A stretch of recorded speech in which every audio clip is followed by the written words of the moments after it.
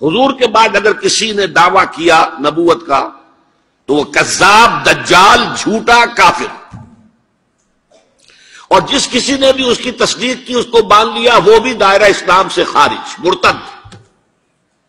یہ قانونی اہمیت ہے، قانونی اہمیت ہے۔ کوئی شخص مسلمان رہا یا نہیں رہا، یہ تو بڑا اہم مسئلہ ہے، قانونی مسئلہ ہے۔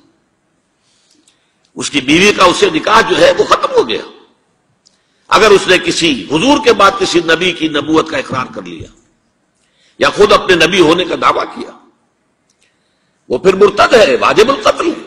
سورہ احزاب کی آیت، ما کان محمد ابا احد من رجالکم ولکن رسول اللہ وخاتم النبیین۔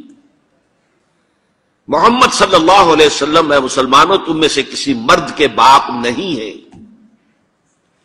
زید ابن حارثہ کو اگر حضور نے منہ بولا بیٹا بنا لیا تھا تو منہ بولا بیٹا کوئی حقیقت نہیں رکھتا، ورنہ آپ کسی مرد کے والد نہیں ہیں۔ آپ کو اللہ نے بیٹے دیے بھی ابتدا میں، وہ فوراً فوت ہو گئے۔ آپ کے عمر کے آخری دور میں بھی حضرت ابراہیم کی ولادت ہوئی، حضرت ماریہ قبطیہ کے بطن سے، وہ بھی فوت ہو گئے بچپن میں۔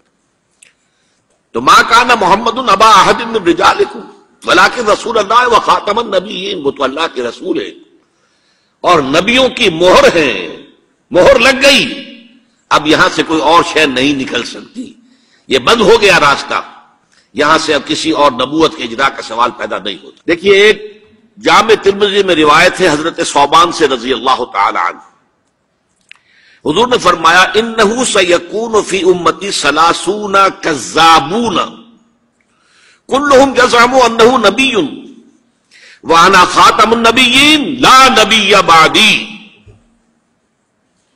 آپ نے فرمایا میری امت میں 30 افراد ایسے اٹھیں گے جو دجال ہوں گے، کذاب ہوں گے، جھوٹے ہوں گے، ان میں سے ہر شخص جو ہے یہ گمان کرتا ہوگا اپنے بارے میں کہ وہ نبی ہے، حالانکہ میں خاتم النبیین ہوں، اور خاتم النبیین کے معنی کیا؟ لا نبی بعدی، اب میرے بعد کوئی نبی نہیں ہوگا۔ اس قانونی مفہوم کو بہت ہی عمدگی کے ساتھ یہاں واضح کر دیا گیا کہ اب چاہے دجال اٹھیں گے، حضور کے اپنے زمانے میں اٹھ گئے تھے، پھر اس دور میں تو بڑی تیزی کے ساتھ، بڑی رفتار جو ہے تیز ہو گئی ہے، زمانہ آخری آ رہا ہے، وہ 30 کی تعداد اب جو ہے پوری ہونی ہے۔ بہاءاللہ ایران میں اٹھا، غلام احمد قادیانی ہندوستان میں اٹھا، ابھی آپ کے ہاں ایک یوسف صاحب تھے، ان کو ویسے ہی ایک شخص نے گولی مار دی ہے سائیوال جیل میں، ورنہ وہ بھی کہتے تھے میں محمد ہوں صلی اللہ علیہ وسلم، معاذ اللہ ثم معاذ اللہ ثم معاذ اللہ۔ پچھلے دنوں خبر آئی تھی کہ ملتان میں کسی نے نبوت کا دعویٰ کر دیا ہے، وہ گرفتار کیا گیا، اس پر مقدمہ چل رہا ہے۔ تو یہاں حضور نے فرما دیا کہ 30 ہوں گے ایسے افراد میری امت میں سے کہ جو دعویٰ کریں گے وہ جھوٹے ہوں گے، کذابون، اور جو دعویٰ کریں گے نبوت کا، حالانکہ میں خاتم النبیین ہوں اور میرے بعد کوئی نبی نہیں۔ حضور کے بعد کوئی نبوت کا دعویٰ کرے گا یا کیا ہے، وہ دجال، کذاب، جھوٹا، کافر، مرتد، واجب القتل، یہ اس کا قانونی تقاضا ہے۔ بدقسمتی سے صورت کیا ہوئی، عالم اسلام میں اس سے پہلے جب بھی کسی نے یہ کام کیا، جب تک مسلمانوں کی حکومتیں تھیں، انہیں قتل کر دیا گیا۔ آپ کو معلوم ہے کہ حضور کے فوراً بعد جو کھڑے ہو گئے تھے مسیلمہ کذاب اور بڑے بڑے مدعیان نبوت، ان کے خلاف جہاد کیا گیا، ان کو قتل کیا گیا، تہہ تیغ کیا گیا۔ بہاءاللہ ایران میں اٹھا تو وہاں چونکہ بہرحال مسلمانوں کی حکومت تھی، قتل کر دیا گیا۔ اب بھی کوئی بہائی ایران میں نہیں رہ سکتا، سب وہاں سے بھاگ چکے ہیں، کوئی نہیں رہ سکتا، کوئی وہاں آئے گا تو قتل کر دیا جائے گا۔ لیکن یہاں معاملہ یہ تھا کہ انگریز کی حکومت تھی، انگریز کی حکومت میں ہر شخص کو کھلی چھوٹ تھی۔ اکبر الہ آبادی رحمت اللہ علیہ نے بڑے خوبصورت الفاظ کے اندر وہ نقشہ کھینچا ہے، گورنمنٹ کی خیر یارو مناؤ، گلے میں جو آئیں وہ تانے اڑاؤ، کہاں ایسی آزادیاں تھی میسر، ان الحق کہو اور پھانسی نہ پاؤ۔ اگر اسلامی حکومت ہوتی، مسلمان حکومت ہوتی، چاہے اعلی معیاری اسلامی حکومت نہ بھی ہوتی، مسلمانوں کی حکومت ہوتی، تو جس نے ان الحق کہا منصور، وہ سولی چڑھا دیا گیا یا نہیں؟ جس نے نبوت کا دعویٰ کیا وہ قتل کر دیے گئے کہ نہیں؟ انگریز کی حکومت تھی، گورنمنٹ کی خیر یارو مناؤ، گلے میں جو آئے وہ تانے اڑاؤ، خدائی کا دعویٰ کر دو، نبوت کا دعویٰ کر دو، رسالت کا دعویٰ کر دو، کوئی پوچھنے والا نہیں، کوئی پکڑنے والا نہیں، کسی داروگیر کا کوئی اندیشہ ہی نہیں۔ کہاں ایسی آزادیاں تھی میسر، ان الحق کہو اور پھانسی نہ پاؤ۔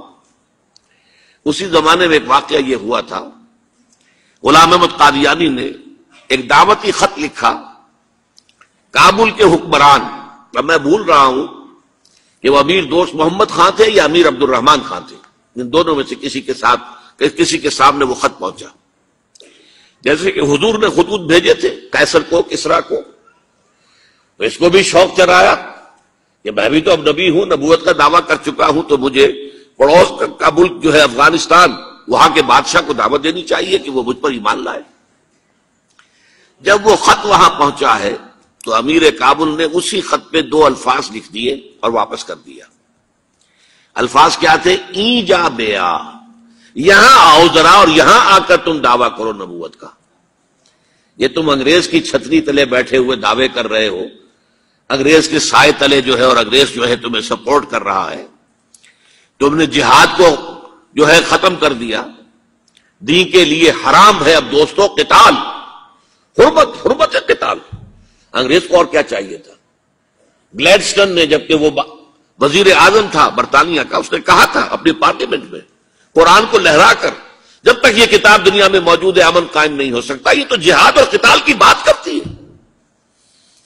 تو ان کو اور کیا چاہیے تھا کہ اگر کوئی اس قتال کو ختم کر دے، منسوخ کر دے، اور مسلمانوں میں سے جذبہ جہاد اور قتال فی سبیل اللہ کو نکال دے، تو اس سے بڑی اور کیا خدمت ہوگی؟ لیکن یہ کہ اگر تمہیں یہ دعوت دینی ہے تو ذرا یہاں آؤ، ای جا بے آ، یہاں آ کے یہ دعوت دو مجھے، تاکہ تمہارے 14 طبق روشن ہو، تمہیں معلوم ہو کہ اس دعویٰ کرنے کا مطلب کیا ہے۔ لیکن ایک بات میں اب آپ سے عرض کر رہا ہوں، ہم پر اللہ کا بڑا کرم ہوا تھا، اس میں کوئی شک نہیں۔ اس ملک میں 1974 میں جو فیصلہ ہوا قادیانیوں کے غیر مسلم اقلیت قرار پانے کا، وہ واقعہ یہ ہے کہ بہت ہی مبارک فیصلہ تھا۔ اس کے لیے تحریک جو اٹھی وہ بھی بہت ہی عمدہ تھی، بہت پرامن تھی، بہت منظم تھی۔ مولانا سید محمد یوسف بن نوری رحمۃ اللہ علیہ اس کے قائد تھے۔ کوئی سیاسی لیڈر جو ہے اس میں نمایاں نہیں تھا، خالص دینی تحریک تھی۔ پھر اس وقت ہمارے ہاں حکمران ذوالفقار علی بھٹو، حالانکہ خالص سیکولر ذہن کا آدمی، اور قادیانیوں نے اسے سپورٹ کیا تھا 1970 کے الیکشن میں۔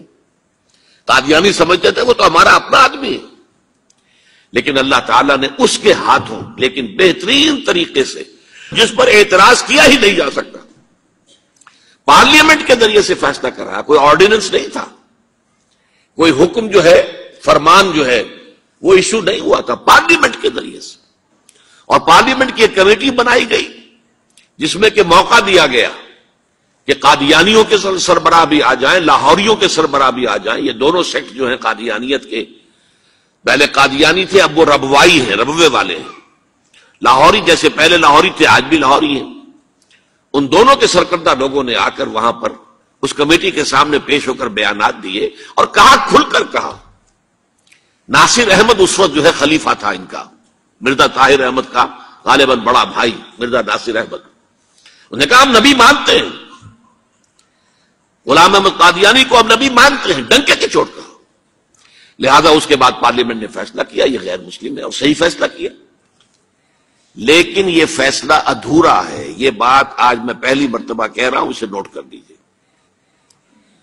قادیانیت کے فتنے کو کوئی گزند نہیں پہنچا ہے ان کے غیر مسلم قرار دیے جانے سے۔ وہ فتنہ جوں کا توں پنپ رہا ہے، جوں کا توں پھیل رہا ہے، جوں کا توں وہ اپنے سرطان کی جڑیں پھیلا رہا ہے ہمارے معاشرے میں۔